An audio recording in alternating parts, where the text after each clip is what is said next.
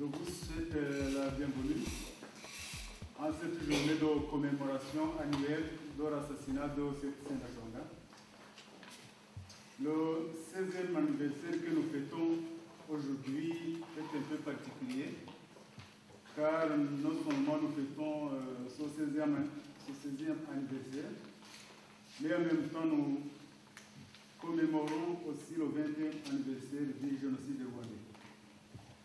L'Institut Seth Sendashonga a choisi d'honorer à sa façon la mémoire de toutes les victimes du génocide rwandais en organisant ce jour une conférence qui a l'ambition de débattre du bilan des 20 ans après cette catastrophe humaine sans précédent dans l'histoire de notre pays. Mesdames, Messieurs,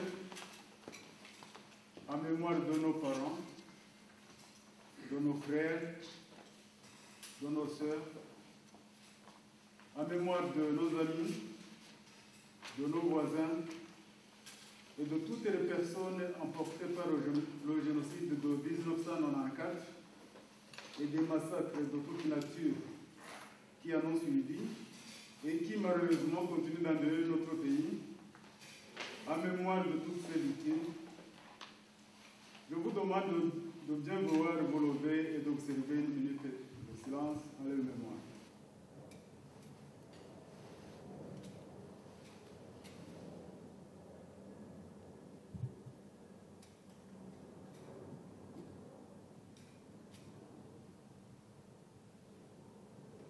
Je vous remercie. D'habitude, je profitais de cette occasion pour commenter l'actualité politique, sociale et économique de notre pays. Aujourd'hui, je ne le ferai pas, pour la simple raison que parmi nous,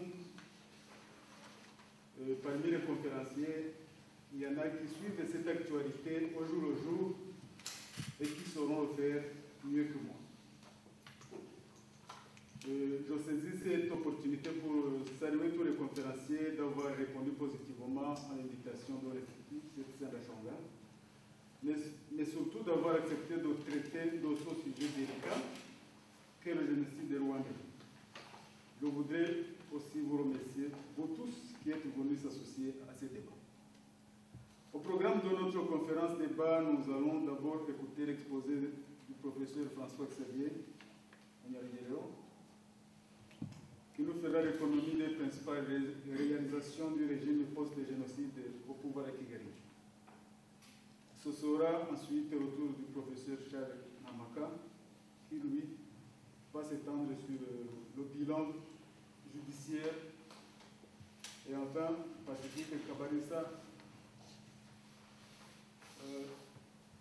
nous parlera de la situation des droits de l'homme et de l'espace politique dans le Rwanda d'aujourd'hui. La modération des débats sera assurée par Jean-Baptiste Bolivon.